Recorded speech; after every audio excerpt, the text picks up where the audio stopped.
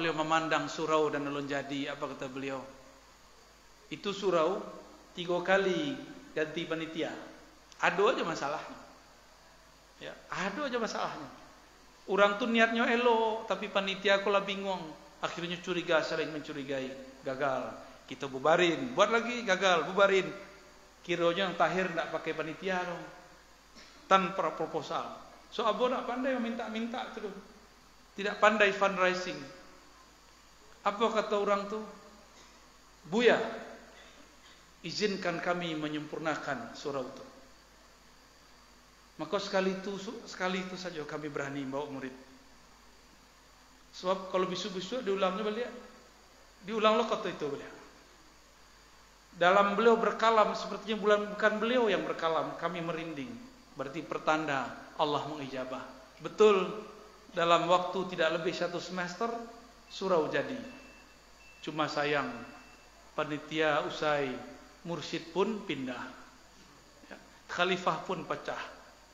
Kiranya kemajuan untuk bangunan itu tidak penting.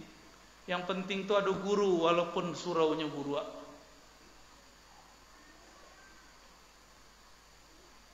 Bapak Ibu yang berkahan Allah,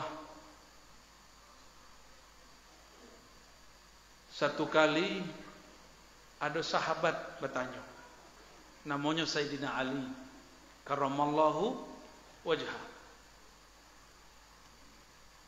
Apa kata beliau? Wahai Rasulullah, dullani ala amalin, ajarkan aku satu amal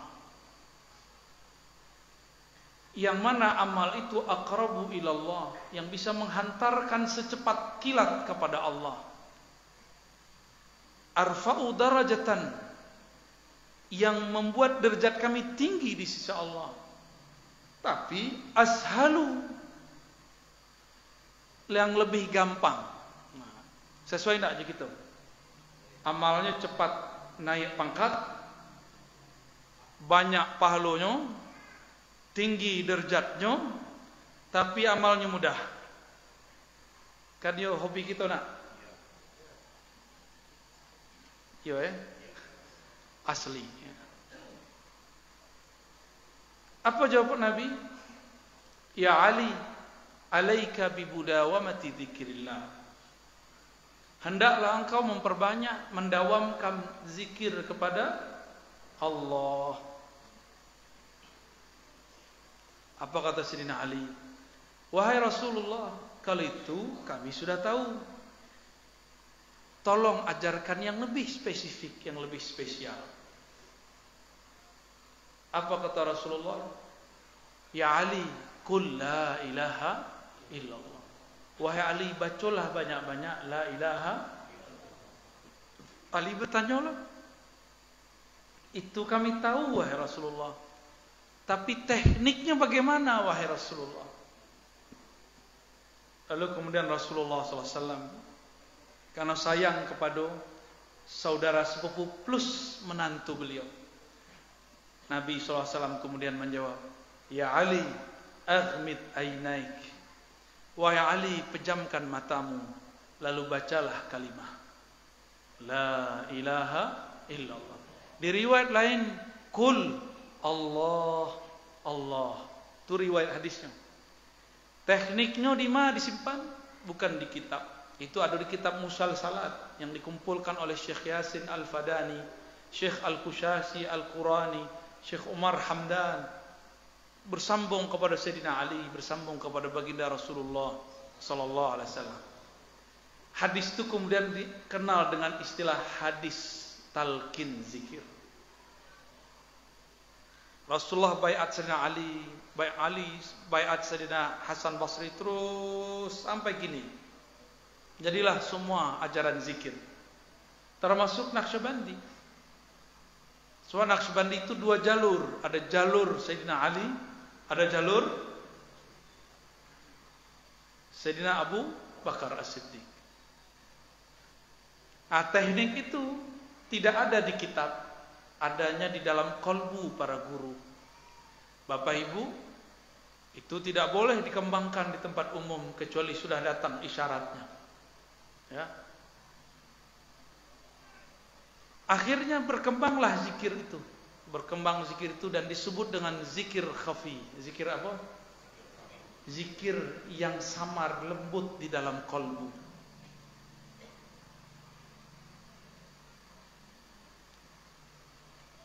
Berarti zikir khafi itu secepat-cepatnya jalan menuju Allah, sedekat-dekatnya thariqah menuju Allah, seringan-ringannya zikir.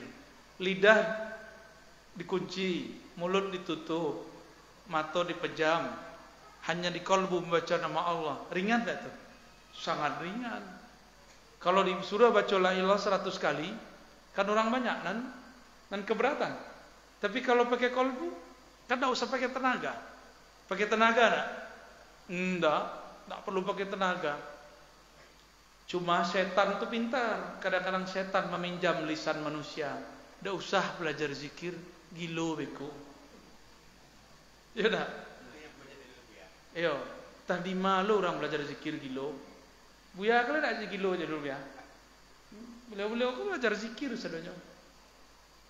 Orang gilo tu sebelumnya belajar zikirnya lagi gilo. Cuma baru ketahuan setelah belajar zikir. Ambo punya bukti dan data-datanya banyak. Kebanyakan orang tu lah rusak. Serah orang awak sayu. Tuh Pak. Putuh. Kona Italionam. Lalamu lo anak nong itu. Kona Italionam. Adakah istilah yang naburu ana? Kona Itali, entah di mana nonam tu talah. Kalau lah kona Italionam, apapun ilmu dia pasti tidak selesai. Cuma setan tu pintar. Setan tu bermusuhan dengan ahli zikir. Harus cari pembulian. Kambing hitam harus dicari. Dan paling mudah di kambing hitam kan siapa? Orang ahli zikir. Soal zikir kau tak suka membalik. Dituduhnya diam. Ya. Dibulinya, dilapau, dipajaknya diam aja. Ya tak? Nya zikir aja. Itu aja. Kecualinya pendekar. Ahli dalil. Tentunya bisa menjawab. Tapi setan kok pintar pula. Inyo cari lo kesempatan. Kira-kira dipajak di lokau. Orang nan duduk tu orang suluk tapi tidak sekolah. Tidak sekolah agama. Gampang sekali membulinya. Cuba je buyanya kan selesai itu. Cuba je tuangku gitu kan selesai itu. Itulah pintarnya. Berkembanglah di kalangan awam. Belajar zikir gilo. Pernah gilo ya? Gilo kepada Allah. Sama je orang jatuh cinta nak.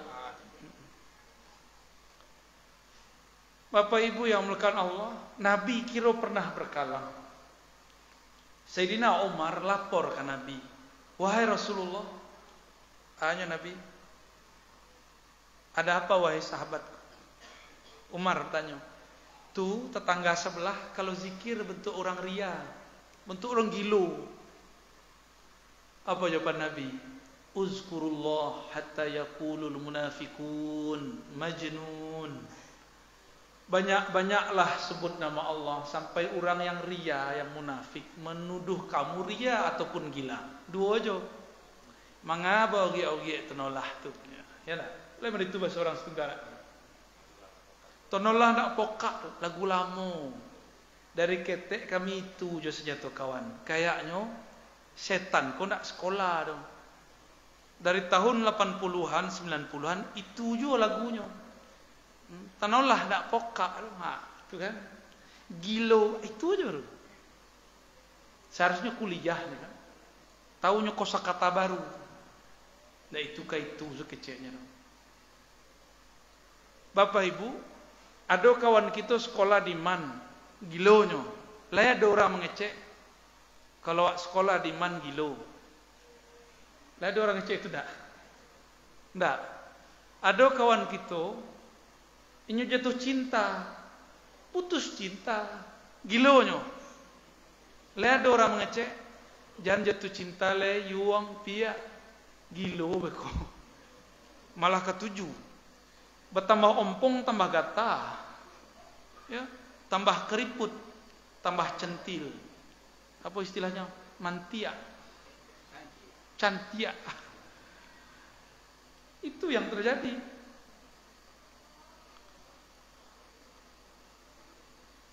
Jadi kalau ada orang bekalam begitu, hati-hati, jangan-jangan di kolbunya ada kemunafikan. Tapi kalau kita bersobok orang tu, jangan kecil lah, aku munafik. Jangan, tak boleh. Haram. Haram hukumnya. Karena orang yang merasa suci, dialah orang munafik. Orang yang merasa munafik, dialah orang suci. Datang kawan, nyo seorang ulama. Waktu itu ada zikiran, yang zikir preman-preman. Semua preman ku menangi, kecuali si ulama ku. Selesai zikir datang ke kami. Buya, badai kereh benar hati awak. Tu preman-preman tu lah menangi. Awak doktor tapi nak menangi. Awak buya tapi nak menangi. Tu mau kecil kan buya menangi tu. Nyo dalam mengatakan, bah kok tak bisa menanginya menangi. Jadi kiranya ketika seseorang mengaku dirinya berdosa, mengaku dirinya kotor, itulah usul pertama. Namanya usul fi maqamit taubah. Sampai kepada makom taubat. Itu makom paling pertama kalau ingin datang kepada Allah Subhanahu wa taala. Apa arti makom taubat? Makom sadar awakku banyak dosa. Maka berkata Rasulullah, an-nadamu taubah. Orang yang sadar menyesal itu, itulah taubat. Kalau kita menyesal, titik anda ayam atau minimal berindang-rindangnya, ya tak? Bakaco-kaco kata orang, ya tak? Kalau awak merasa salah, tegang langsung, ayam atau kita mengalir. Jadi kalau ada orang gampang menangis, bukan berarti suci. Sebenarnya dia banyak dosa. Hati-hati yang banyak nangis, ya, ketahuan. Ya. Tapi apakah kemudian jadi masalah? Tidak masalah. Justru yang bagus menangisi kalau dirinya kok banyak maksiat. Bapak Ibu, sahabat-sahabat, kawan-kawan yang dimuliakan Allah. Kalau kita ingin merasakan kita tuh dekat kepada Allah, mulailah dengan menyadari kesalahan. Kesalahan itu dibagi dua, ada zahir, ada batin, ada nyato, ada tersembunyi. Yang zahir itu dimulai dari mata, dosa memandang. Telinga, dosa pandangan. Lisan kok paling banyak, dosa berkalam, menyinggung orang. Tersinggung Pak tadi Pak? Ya benar Pak. Serius, 2 rius, senyum lah Pak. Tegang lah Pak, tenang. Kok tersinggung Pak? Alhamdulillah berarti Pak barakah. Punya hati. Nyana tak boleh sakit hati, tersinggung boleh.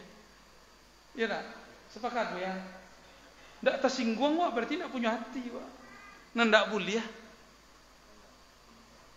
Pandondam. Itu tak boleh. Awas. Tak ada undangan lagi. Tuan bawa kecil, alhamdulillah. Bapak Ibu yang bukan Allah. Apa kata Allah? Ya ayyuhallazina amanu tubu ilallah taubatan nasuha. Yang dipanggil bukan orang kafir. Yang dipanggil itu orang yang percaya. Yang percaya kepada Allah Subhanahu wa taala. Hai orang-orang beriman, hai orang-orang yang percaya. Tobatlah dengan tobat nasuh. Apa arti tobat nasuh? Nasuh itu tobat yang tulus. Tulus itu bukan seperti orang-orang lama. Kalau rancak hasil padi wak, nah wak bersedekah. Jadi kalau anak rancak, itu nak sedekah. Masih bersyarat. Ya. Nasuh itu tulus. Bakoknya kemudian berzikir bukan pengen sembuh dari penyakit, bukan pengen rezekinya lancar, enggak. Bukan pengen tenang, bukan. Zikir tuh karena Allah suruh berzikir. Karena Allah menyuruh berzikir, kita berzikir. Karena Allah suruh tobat, kita tobat. Dan ada di muka ambo sadonyo beriman kan? Mulai bertobat hari kini. Lain istighfar aja tobat. Istighfar tuh minta diampuni. Kalau tobat tuh mengakui kesalahan. Itu lainnya. Lain mengakui kesalahan di hadapan Allah. Layalun. Ya dah. Minimal ba'da sholat, sebelum tidur atau bangun tidur waktu tahajud. Diingat-ingat dari bangun sampai tidur lagi. Siapa yang wak temui, siapa yang kira-kira tersinggung. Jadi ya Pak tadi itu masuk ke daftar nanti malam demo tuh. Ya Allah, tersinggung jemaah situngka ya Allah. Mohon ampun ya Allah. Bisa titik ayat mata kita tuh. Ya Allah, petang tu ada orang rancak pernah. Mata kami tidak bisa menahan ya Allah. Itu senyumnya. Tolong ampunkan dosa mata kami ya Allah. Itu bisa titik ayat mata. Ya Allah, petang kami bagorah-gorah ya Allah. Dek banyak nagorah, tersinggung kawan. Tidak menyapunya balik. Mohon ampunkan ya Allah. Ya Allah, petang kami sembahyang 5 waktu, tapi tidak satu pun hati itu connect, hati itu terhubung kepada Engkau ya Allah. Ya Allah, petang kami berzikir, tapi pengona kami tidak fokus ya Allah. Banyak. Ya Allah, petang ada orang dapat rezeki, hati kami iri ya Allah. Disebut sada itu, di muhasabah. Di muhasabah. Itulah yang diajarkan dulu oleh Abuya Syekh Hasan Basri. Begitu belum ambilnya dari Syekh Kanis. Syekh Kanis mengambil dari Syekh Abdul Qadim. Kami dulu dibimbing cek-cek. Astagfirullah. Jadi beliau berastagfirullah kami lah menangis. Ampunkan dosa mata kami. Jadi setiap kali zikir itu terbayang-bayang beliau mengulang-ulang kalam itu. Syahdunya bukan main. Suaranya biasa. Tapi karena dibaca dari kolbu yang tulus. Indah dan merdu. Kiranya suara merdu itu bukan nan bairama. Suara nan merdu itu suara nan tumbuh dari dalam. Tumbuh dari rasa takut kepada Allah. Tumbuh dari rasa cinta kepada Rasulullah sallallahu alaihi wasallam. Maka Bapak Ibu, mulailah maman kaji yang paling basic tuh. Kata Rasulullah, Inni astaghfirullah wa atubu ilaih 70 marrah fil yawm. Sesungguhnya kalbuku ada ghainnya, ada nur yang menutupi jadi kabut. Jadi Rasulullah itu kalau ingin melihat alam lain, beliau istighfar. Kalau dawak bercari-cari bisa memandang alam lain, ya nak? Kalau bisa dicigo-cigo isi hati orang tuh. Karena kebanyakan orang kini model itu. Baru ilmu sekete, orang lah dicigo-cigonya. Itu berbahaya itu. Itu berbahaya Pak. Sangat berbahaya. Sebab beberapa kolbu itu tajam. Kalau dilihat dia seperti cahaya matahari, bahkan lebih terang. Kalau dicigo buto orang nan mengintipnya. Paham? Jangan cuba-cuba intip orang. Kok di dalam dia nur kewalian. Wali itu nurnya sangat terang. Awak baru murid. Kok yolah khalifah wak, kok yolah mursyid wak, kan itu di kertas, belum tentu di langit. Wak intip-intip orang tuh. Kiranya keluar cahaya kilat. Suf. Buto matu hati langsung. Ya. Jadi tolong kalau awak ke majelis suatu majelis, ya, nikmati majelis itu. Jangan jadi juri. Itu yang disebut tubuh. Tobatlah engkau kepada Allah. Kembalilah engkau kepada Allah. Taubatan nasuha. Tobat nan tulus. Pribadi tobat tu tidak suka menjadi juri ke orang. Ia menjadi juri ke dirinya sendiri. Itulah Sayyidina Adam. Ini yang sering kami hikayatkan dalam khutbah-khutbah. Nabi Adam tergelincir salah di surga, fa'azallahumas syaitan. Maka Adam, Hawa digelincirkan oleh syaitan. Tapi ketika Nabi Adam turun, diusir dari surga, Nabi Adam menyalahkan siapa? Menyalahkan syaitan atau menyalahkan dirinya? Masih hafal doanya? Rabbana zalamna, ya Allah, kami nan salah ya Allah. Kami berdua, Adam jo Hawa yang salah ya Allah. Lah tahu itu iblis. Iblis itu kan puluhan ribu tahun di surga. Sehingga berjualan. Dam, angku tuh pendatang baru. Ndeyen, aku ini sudah puluhan ribu tahun di kampung surga ini. Semua pohon-pohon, buah-buah di sini itu boleh dimakan. Tapi ada beberapa pohon kalau engkau makan, beberapa buah menjalar jika engkau makan, engkau akan berubah jadi malaikat. Atau jadi orang yang hebat. Itu bahasa orang di surga. Kalau di dunia, kalau bapak ibu makan buah labu, perut jadi sejuk. Khasiat vitamin, kecek dokter. Pohon labu itu, bukan pohon, buah labu itulah yang dulu dimakan oleh Sayyidina Adam.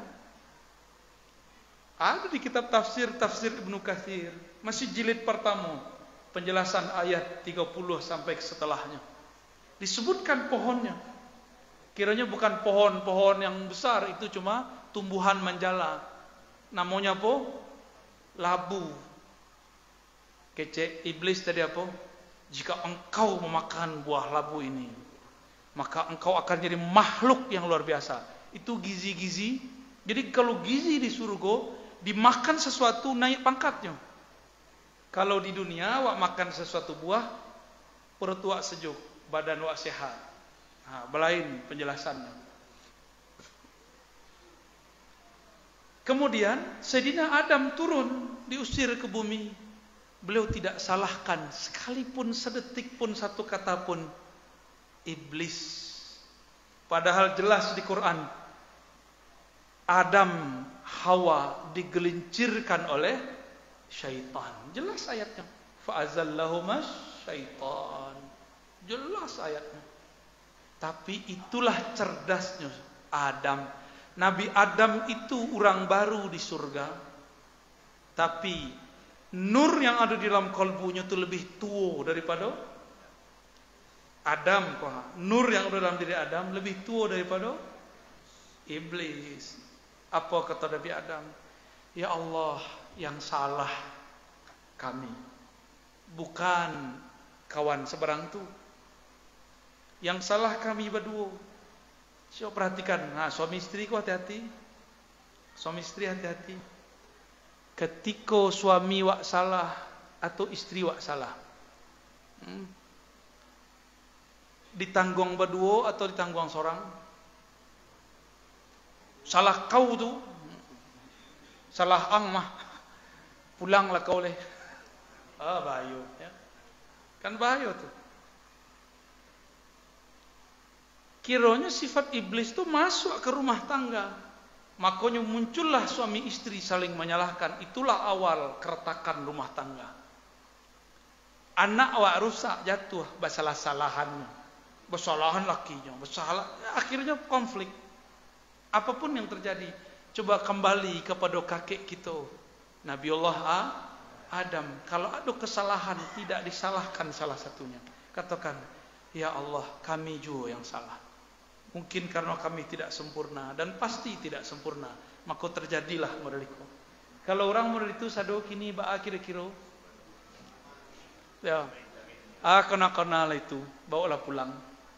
Kalau mengaji zikrullah kita Bapak Ibu, harus tambah sayang jo pasangan, harus tambah pengertian jo beliau tu, harus lebih mengalah,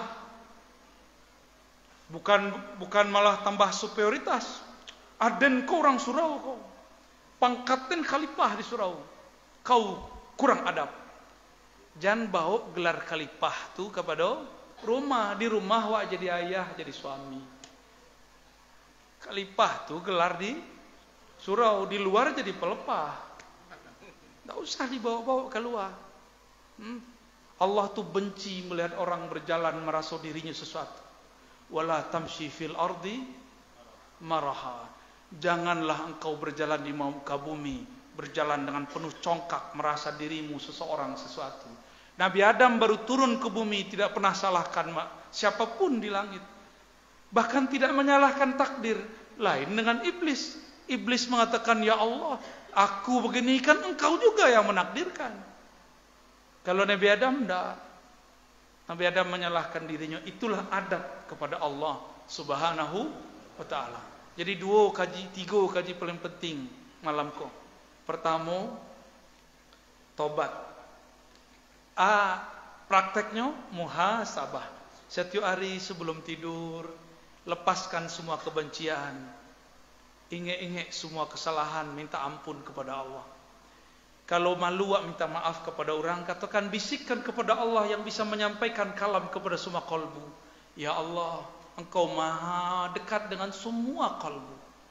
Engkau tentu tahu di kalbu fulan ada dendam, ada sakit hati kepada aku. Tolong turunkan ke dalam kalbunya kebaikan. Tolong turunkan sifat maafmu ke dalam kalbunya. Sehingga dia memaafkanku, ya Allah. Tunggulah salami orang tu pasti belok. Itu sudah dicoba oleh imam-imam kita dari dulu. Dan yang kedua, jangan menyalahkan siapapun, salahkan diri. Langsung move on, bangkit, maju ke depan. Dan yang terakhir, zikrullah. Ambillah zikrullah itu dari ulama yang silsilah ilmunya bersambung kepada Sayyidina Ali, Sayyidina Abu Bakar. Ini nanti di situ ada jalan pintas mendekatkan diri kepada Allah Subhanahu wa ta'ala. Kira-kira itulah. Ya, silakan baca. Ya.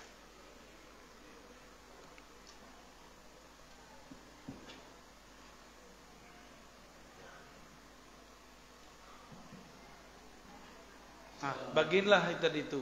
Apa tadi itu? Keranjang itu bagiinlah. Silakan Pak, silakan. Assalamualaikum ya. Assalamualaikum. Bagaimana caranya untuk khusyuk beribadah, terutama di dalam sholat? Yang kedua, apakah Yudas Iskariot itu dajjal? Terima kasih. Cara khusyuk menempatkan sesuatu pada tempatnya. Kami sudah jawab ini di berbagai tempat ya. Khusyuknya mata ke tempat sujud, khusyuknya kepala ke tempat sujud, khusyuknya kalbu kepada Allah, nama Allah, khusyuknya ruh merasa memandang atau dipandang oleh Allah. Kalau ulun bisa minimal sampai di kalbu. Maka untuk mendapatkan khusyuk tidak ada jalannya kecuali mengambil talqin zikir kepada ahlinya. Belajarlah ke guru-guru kita di sekolah, mursyid-mursyid, ambil ilmunya kepada beliau-beliau itu. Nanti ilmu zikir itu masuk ke dalam, minimal sampai di khusyuk qalbiyah. Khusyuk apa itu? Khusyuk qalbu, menyebut nama. Penciriannya mulai dari awal takbir sampai assalamualaikum, nama Allah itu tidak berhenti di qalbu. Nanti lama-lama geraknya hilang. Yang muncul hanyalah cahayanya, terasa seperti ada kalimah Allah di kalbu. Tapi ingat, lafaz alim lam lam ha bukanlah Allah, itu cuma nama Allah. Itu tidak boleh disembah. Yang disembah nan punya nama, bukan namanya. Apakah Yudas Iskariot itu dajjal? Betul. Yudas Iskariot adalah Samiri yang menyamar. Ya, lanjut. Bagaimana pendapat beliau tentang adanya peristiwa seseorang yang mengalami bermimpi berjumpa dengan Rasulullah Sallallahu Alaihi Wasallam? Bukan pendapat ambo, itu kalam Rasulullah sendiri. Man ra'ani fil manam faqad ra'al haq. Hadis Sahih Bukhari. Siapa yang bermimpi bertemu aku, dia betul-betul melihat al-haq, real, nyata.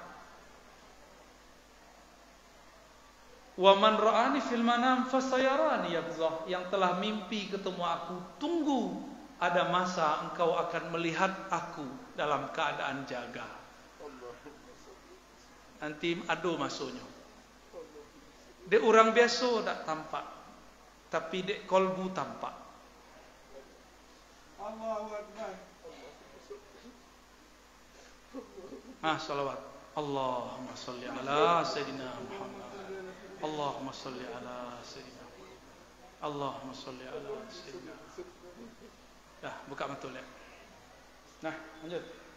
Selanjutnya, bagaimana pandangan Buya tentang COVID yang saat ini melanda negeri ini? Dan COVID. kedua, bagaimana hukumnya tentang pegang gadai? Pegang gadai tidak usah tanya kamu ya. Lah banyak orang menjawab. COVID itu bukan negeri kita saja yang mengalami. COVID itu seluruh dunia, seluruh negara. Jadi itu bukan konspirasi presiden, gubernur, wali kota, bupati, apalagi wali negari. Konspirasi Pak Wali. Kalian enggak? Enggak. Itu konspirasi global. Apakah ada virus berkembang sendiri? Enggak ada. Virus itu pasti ada campur tangan ilmuwan kepada benda-benda tertentu, material-material tertentu, molekul-molekul tertentu, bahan-bahan tertentu. Jadilah virus. Jadi tidak mungkin nyebar sendiri. Itu disebar. Itulah yang disebut dalam hadis. Allah akan membangkitkan, mengutus imam akhir zaman dari keturunanku apabila muliat al-ardu jawra. Apabila bumi telah dipenuhi oleh kezaliman-kezaliman. Salah satu kezaliman zaman kini global itu adalah virus. Akhirnya kita dipaksa pakai masker, dipaksa vaksin. Syukur negara kita, alhamdulillah lumayan leado papiti walaupun tak kayu, walaupun berhutang, tapi masih bisa berhutang dan dipercaya hutangnya. Tapi negara-negara di Amerika Latin, di Afrika tidak bisa berhutang. Yang kayu siapa? Orang jual vaksin. Yang kayu orang jual masker dan vaksin. Pak jual vaksin, jual masker Pak. Berarti Pak kayu lah. Minta masker kapak tuh. Bapak Ibu ya bukan Allah, tapi teori konspirasi itu berbahaya untuk dikembangkan. Apa sebab? Teori konspirasi itu beradik kakak jo hoax. Tahu hoax? Kabar palsu. Ambo hanya berani mengatakan sampai di situ. Selebihnya kami tidak komentar. Jangan dikembangkan lanjutan. Jangan kemudian ini Cina, ini Amerika, ini Jerman. Itu gabungan beberapa negara-negara ahli konspirasi. Jadi bukan hanya Cina, bukan hanya Amerika. Kalau seandainya Cina, ngapain Cina kemudian mengorbankan ribuan rakyatnya? Kalau itu Amerika, kenapa Amerika juga dilanda ribuan, ratusan ribu apa ribuan? Ratusan ribu ya. Jerman kena. Jadi itu bukan konspirasi satu negara, tapi itu konspirasi lintas negara. Jadi mereka itu tidak memandang teritorial negara. Mereka hanya memandang menang kalah, ikut aku tidak ikut aku. Itulah kezaliman global. Jadi jangan salah fokus. Tidak usah menyerang Pak Wali karena vaksin, menyerang bupati karena vaksin. Tidak ada urusan. Mereka itu korban. Justru mereka tidak dizolimi. Gubernur itu dizolimi Pak. Sampai ke presiden itu dizolimi sadonya. Percayalah kamu. Ya, menteri-menteri itu tidak bisa berdaya.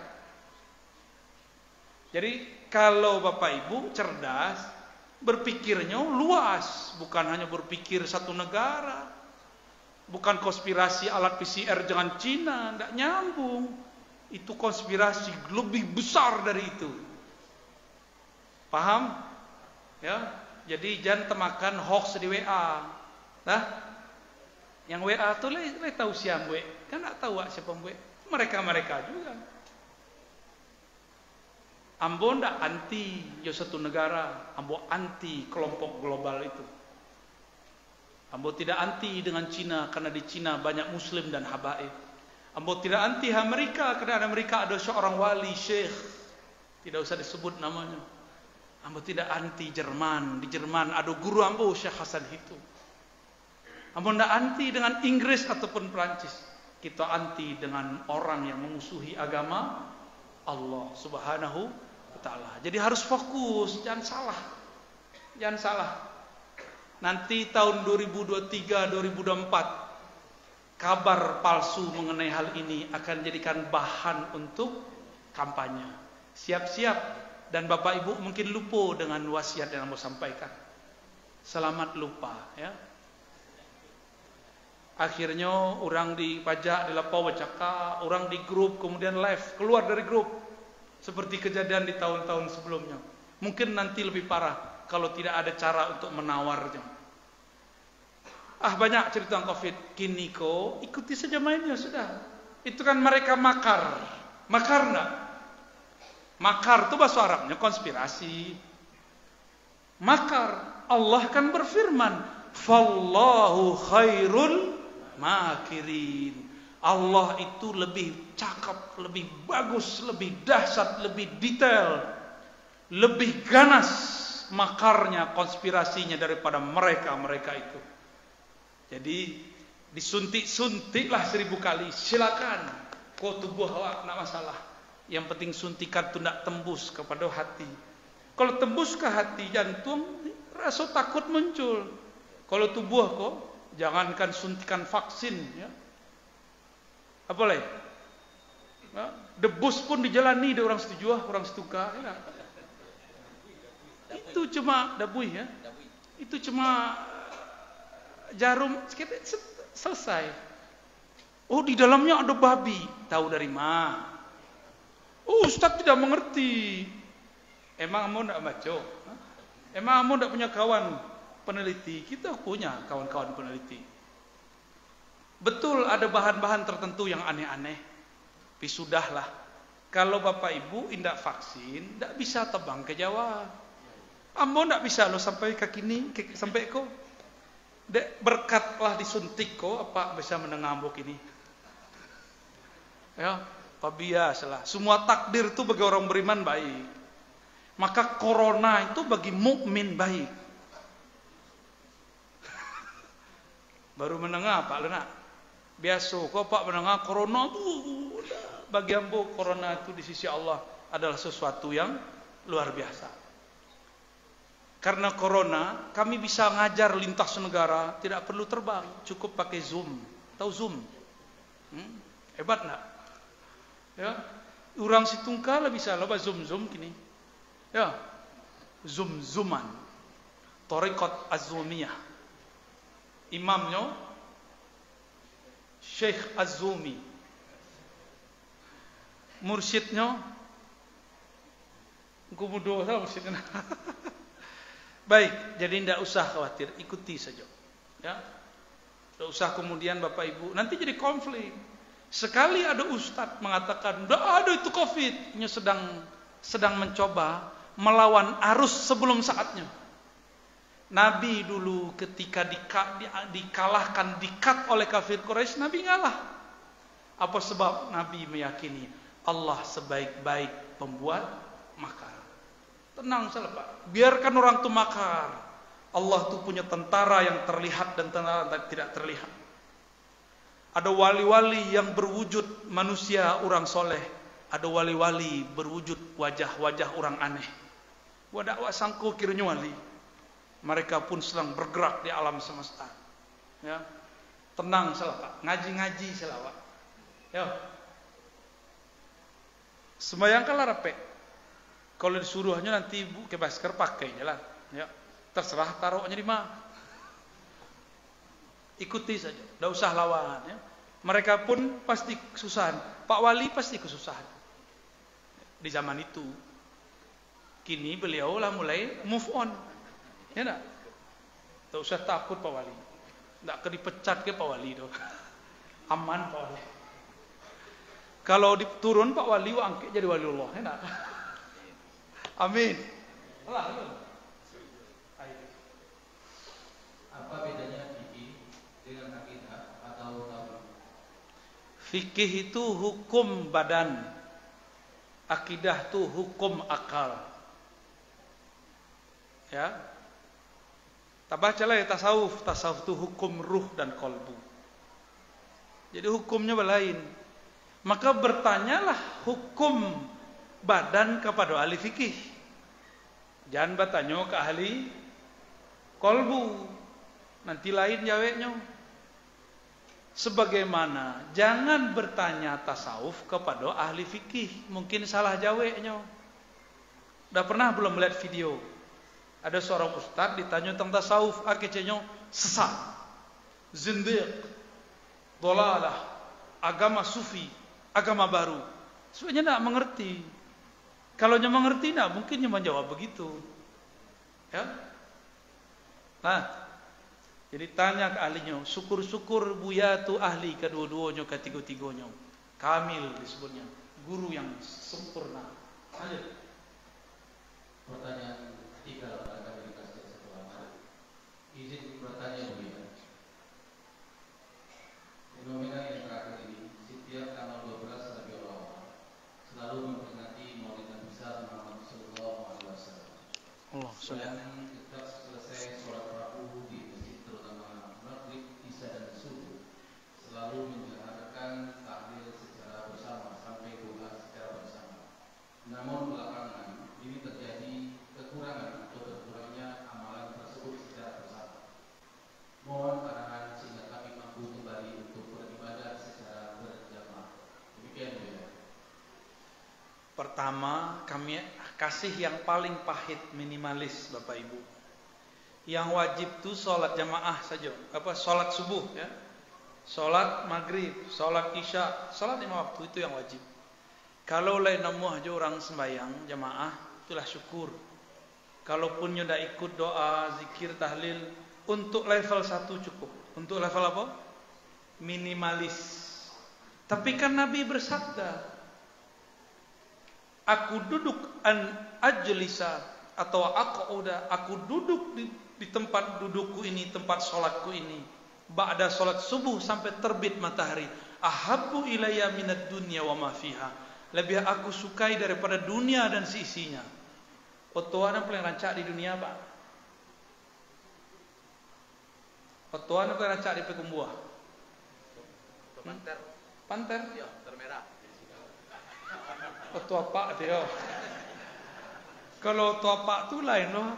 Otopak tu lain loh. Anggaplah Ferrari. Nah. Yo, Ferrari merah. Yo. Barah ragonya Pak? Berapa M? Tahu nggak berapa M Ferrari? Ada 3, 6, 7, 8. Yang mana nih? 7. Tebak-tebakan ya. Wah semua. Sekian M, 7M anggal begitu. Apa kata Nabi? Aku duduk berzikir dari ba'da sholat subuh sampai terbit matahari, lebih afdal dari dunia dan seisinya. Ferrari masuk, lebih afdal dari Ferrari. Ada istana lebih afdal dari istana. Sebut semua apapun di dunia lebih afdal duduk sesaat itu. Tapi sesaatnya berapa tuh? Ada 45 menit ya. Dari subuh ke terbit 30 sampai 40 menit lah. Nak? Ulama kita dulu faham hadis itu, maka mereka susunlah amalan berdasarkan hadis-hadis yang terpencar-pencar. Satu hadis menyebutkan Nabi selesai sholat mengajarkan bacalah masuklah astaghfirullah. Hadis Muslim tuh. Di hadis kedua Nabi mengatakan Allahumma antas salam, tapi kawan lantas jalan. Padahal Nabi mengajarkan antas salam. Terus la ilaha illallah wahdahu la syarikalah. Mungkin di situ diletakkan di tengah. Baca Fatihah kemudian ayat kursi. Itu ada hadisnya semua. Lalu baca subhanallah. Hadisnya terpisah-pisah tuh Bapak Ibu. Ketika hadis terpisah itu dikumpulkan, itu disebut sebuah metode berzikir. Walaupun hadisnya kemudian sahih semua, tapi kan terpisah-pisah. Orang-orang yang tidak mau zikir tahlil berjamaah, ini punya zikir enggak? Punya. Zikir pagi sore. Susunan enggak itu? Itu susunan dari hadis yang juga terpisah-pisah. Itulah pendeknya pikiran orang kini. Dikiranya zikir di surau di masjid bukan dari Nabi. Zikir yang dari Nabi namanya cuma al-ma'thurat. Al-ma'thurat itu ada macam-macam. Ada al-musurat dari Mesir, Syekh Hasan Al-Banna. Ada al-ma'thurat dari negeri kita yang dulu juga diambil dari Mekah oleh ulama-ulama kita dulu yang sudah sering kami sampaikan nama-nama mereka. Itulah zikir ba'da sholat tuh. Jadi itu semuanya ada dalilnya Bapak Ibu. Dalil tahlil ada semua dalilnya. Afdalu dzikri la ilaha illallah. Dalam hadis Imam Nasai disebutkan bahwa Nabi menyebut la ilaha Allah minimal 25 kali ba'da sholat. Ada semuanya. Dalam hadis Ibnu Abbas riwayat Bukhari Muslim, Nabi mengeraskan suaranya ba'da sholat. Hadis itu digabung, dikumpulkan di ulama, jadilah namanya majelis zikir ba'da subuh, ba'da maghrib. Tapi dek kawan, kajilah batuka. Kaji orang tua belain, kaji kita kini kaji muda. Ya. Kecek je lah malih, tidak usah cari-cari dalil. Ya, tidak masalah kalau ada awak malih. Awak ngantuk pahilah, awak sakit perut pahilah, kan ada masalah kan? Jadi kalau ada orang tagak ketika awak mau tahlil, husnuzon gitu. Mungkin inyo makan sambalado, maco. Ya nak? Betul nak? Ya, husnuzon awak ke zikir, masa suuzon? Apalagi awak mimpin zikir. Suuzon je orang nantaga, akhirnya zikirnya tidak akan nikmat. Bapak Ibu, maka kalau zikir pejamkan mata, tidak usah pikirkan orang-orang tu bayalanya, mau berdua orang, bertiga orang. Nandak nampak kan banyak datang. Piko togak lah bulu kudu apa aku. Bah, jadi yang mau menghimbau jamaah, pengen diberkahi Allah. Berkah itu bukan berarti banyak kerja. Berkah itu seketik kerja, manfaatnya besar. Dengan wak zikir dari ba'da subuh sampai terbit matahari, terlambat nak kita pergi kerja? Kan enggak. Mau berkah. Guru-guru kami di Timur Tengah, di Jawa, itu mereka kerjanya seketek, zikirnya banyak, tapi berkahnya luar biasa. Kironyo keberkahan itu ada di buhul-buhul langit. Jadi langit itu ada buhul-buhulnya. Di buhul-buhul itu ada lafaz subhanallah. Di buhul kini, belakang, depan, itu semuanya diikat dengan subhanallah, alhamdulillah, wala ilaha illallah. Jadi kalau sudah selesai waktu subuh, teruskan duduk, baca subhanallah 100, alhamdulillah 100, Allah akbar 100, la ilaha illallah 100, la haula wala quwwata illa 100, hasbunallah wa ni'mal wakil 100, sallallahu ala Muhammad 100. 7, coba ulangi. Subhanallah 100, alhamdulillah 100, Allahu akbar, la ilaha illallah, la haula wala quwwata illa billah, hasbunallah wa ni'mal wakil. Cukup 7 kali. Ditutup salawat 100, sallallahu ala Muhammad. Rasakan Bapak Ibu, dalam 3 hari 7 hari hidupnya lebih bermakna. Ya, yang merasakan itu sudah banyak. Itu disebut dengan zikir buhul alam semesta. Bahasa Arabnya maqalidus samawati wal ard. Orang kalau zikir dengan itu, inyo punya pekerjaannya diberkahi, inyo punya rumah tangganya diberi rahmat, inyo punya anak istri semuanya diberi berkah, inyo punya badan dijaga Allah Subhanahu wa taala. Lain semua. Amalkan tiap hari. Ambo izinkan mengamalkannya. Ijazah secara umum, ijazah ammah, dan boleh diajarkan ke murid-murid dimanapun. Ya, ajaztukum. Alhamdulillah. Satu soal lagi ya. Bagaimana sebenarnya tadi baru dia jawab. Bagaimana kita untuk taat beramal sementara amal-amal yang dilaksanakan sekarang ada terjadi penyimpangan atau penyalahan makna. Di antaranya membaca Yasin bersama kita, merayakan Maulid Nabi kita, bahkan ada yang mengeluarkan fatwa bahwa tai kucing tidak najis. Yang kedua, apa perbedaan anak yatim dan piatu? Mohon arahan dan bimbingan. Itu pertanyaan terakhir, cari-cari lawan tuh. Yo. Lah ada lawan sih kok. Bapak Ibu, dimanapun, di tempat manapun kelompok itu kinilah ada. Sampai ke Paris, sampai ke New York, Washington, sampai ke McGill, Montreal, Kanada, sampai ke Melbourne. Susah lah nyebutnya. Sampai ke Sydney, kawan-kawan kami kan lapor sadanya. Bahkan di Mesir, orang itulah mulai muncul. Al-Azhar tuh Bapak Ibu, tahu Al-Azhar? Di mana Al-Azhar tuh? Di Mesir. Di mana mau kotanya? Kairo. Bahasa Arabnya Al-Qahirah. Kairo itu ada satu jamiah di situ, universitas namanya Al-Azhar. Al-Azhar itu akidahnya Ahlus Sunnah Asy'ariyah. Seperti yang diajarkan di pesantren kita, ya. Mazhabnya ada 4. Kini dominan mazhab Syafi'i. Seperti Darul Ifta.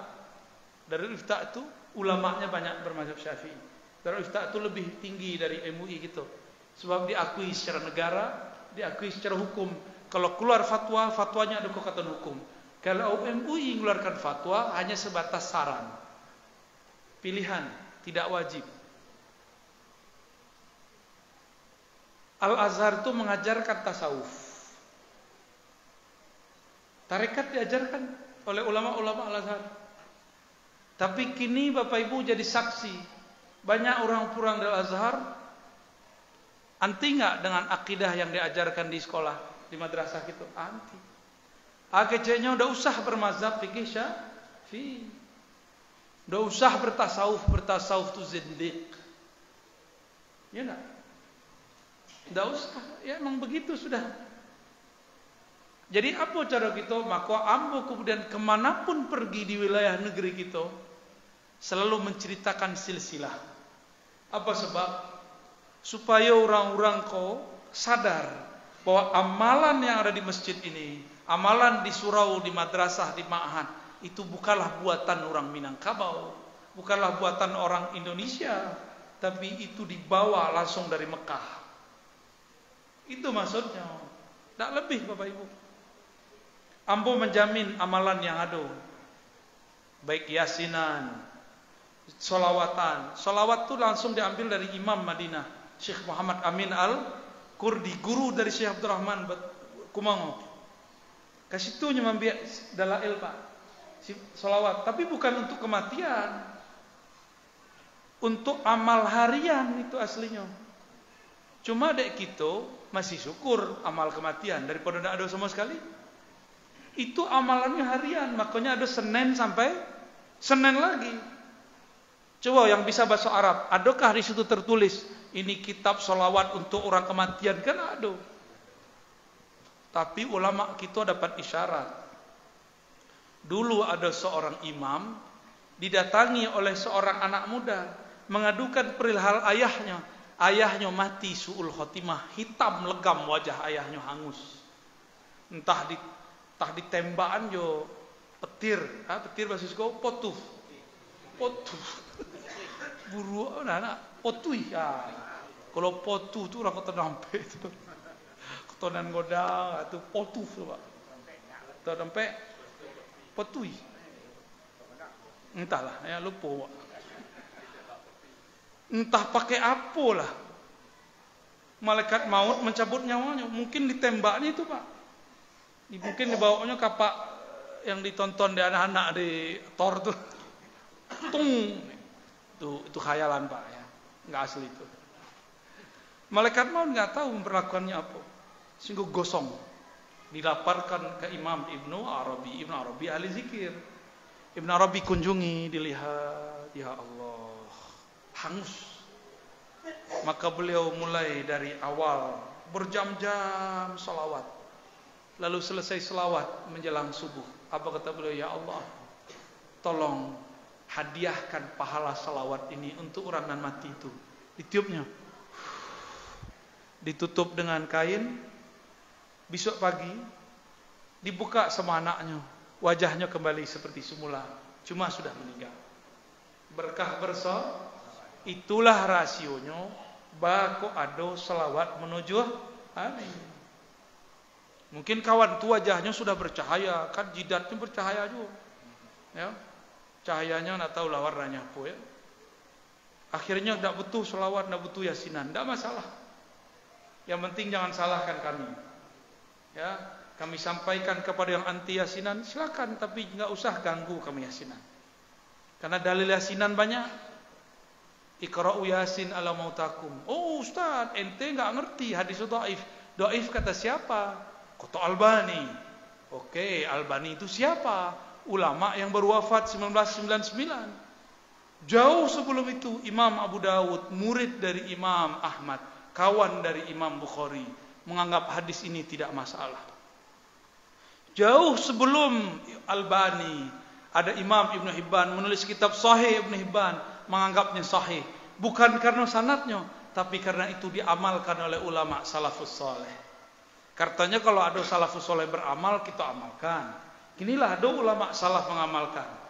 Bahkan tidak beramal juga. Berarti ada perbedaan definisi tentang salafus saleh. Mungkin salafnya belain Jawa. Ya. Salaf awak Imam Syafi'i, Imam Ahmad, Imam Balik, Imam Abu Hanifah. Salafnya mungkin lain, ya. Syafi'i kali namanya, ya. Ahmad bin Hambal, tidak Hanbal, ya. Bapak Ibu yang karena Allah, lebih kurang itu yang dapat kami sampaikan. Mohon maaf lahir batin. Kok tersinggung, alhamdulillah. Kok leka berubah sudah kok. Ya. Jadi kalaulah mulai tanya jawab, minta izin Buya sebelum ngaji. Buya nanti kalau pas tanya jawab kami mohon izin menyebar. Gitu. Beradab Pak, pasangkan adab tuh. Nah kalau kita beradab, rahmat turun, ya. Rahmat turun. Lebih Pak. Atuh.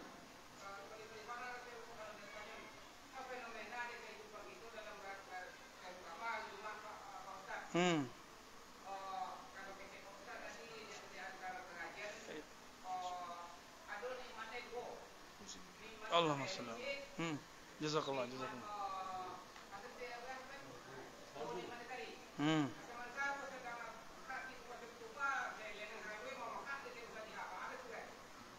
Atu tanyolah ke Buya Saiful. Ambo nak mengerti permasalahan di sekolah, ya. Nah, insyaallah tajawab dari beliau tu, Pak. Beliau lebih malin dalam fikih daripada ambo, ya. Beliau tu nanti, ya. Kalau beliau langsung pimpinan pondok, Pak. Ya. Banyak Buya, Buya sebenarnya. Rato-rato, Pak, rato-rato. Tapi kita,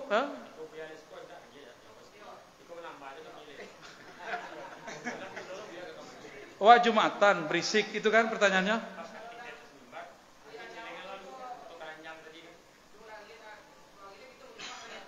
Nah, kalau di Malaysia itu dilarang, di Indonesia ulamanya tidak melarang. Apa ulama atau bukan? Badik Buya le Buya celeng jalan, merusak tak semayang. Ambo tanya ke Buya, kan Buya lebih tahu. Serius ke Buya? Tidak apa ya. Jumat, kemudian kotak jalan. Rusak tidak sebayang dia? Lagu generasi tidak pernah dibahas. Oh. Lagu generasi WIB tidak pernah dibahas. Jadi kata ulama gitu, lah dua generasi dari Buya Syekh Nur Jarman Nur bin Muhammad Nurin itu tidak dimasalahkan. Dan masalah tu kalau Pak mengecek, maka balian tu awak. Atu coba salah. Ya, kalau di Malaysia emang dianjurkan, ditaruh di depan tu, di kotak tu, ada kotaknya. Orang sudah disiplin, kalau masuk pasti masuk di situ. Lah disiplin orang. Sebab nak ada lah, sudah nak ada barang tu. Kalau rekomendasi ambo, yang di Malaysia tu bolehlah diikuti, ya. Cuma masjid awak aman atau tidak? Sudah Jumat, biasanya pas sajadah. Itu kejadian di Istiqlal Piliang tuh berkali-kali. Gemboknya lah tabah. Kira masalahnya bukan di gemboknya. Ada kunci T, selesai. Jadi itu perlu dibicarakan. Itu usul yang baik, Pak. Ya, usul yang baik. Allah. Ya. Lah sampai konda. Lah, kami turun lagi. Wassalamualaikum warahmatullahi wabarakatuh.